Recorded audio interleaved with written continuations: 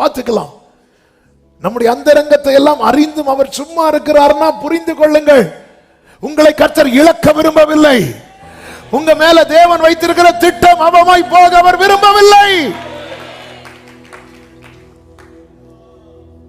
தேவன் இழக்கவர் பொறுமையா இருக்கிறார்.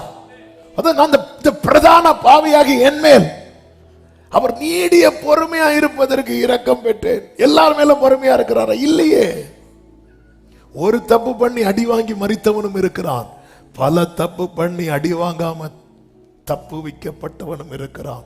எனவேதான் ஆண்டவர் அவருடைய பலத்த செய்கைகளை கண்டு மனம் திரும்பாத பட்டணங்களை பார்த்து கடிந்து கொண்டு சொல்லுகிறார், கப்பர்நகூமே அப்படிங்கிறார்.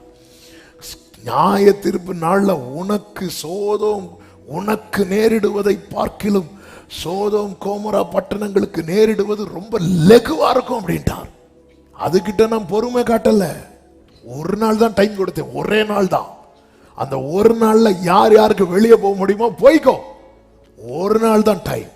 நினிவேக்கு 40 நாள் தான் டைம் கொடுத்தேன். ஆனா உனக்கோ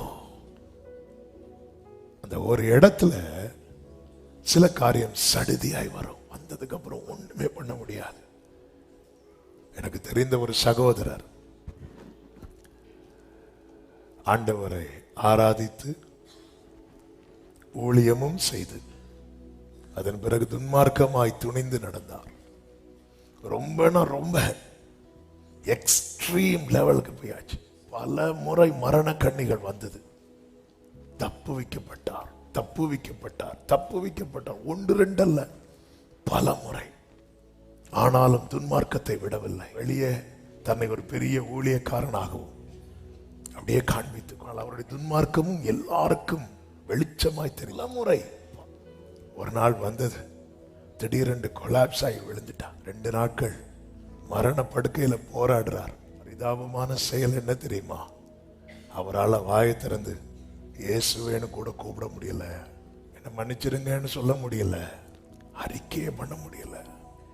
அவர் எப்படி இறந்தாருன்னு கேட்டேன். சகோதரர் பக்கத்தில் எதிரி சொல்றாரு, அவரால் கன்ஃபஸ் பண்ணவே முடியல. நாங்க ட்ரை பண்ணோம், சொல்ல முடியல. ரொம்ப பரிதாபமா இறந்துட்டாரு.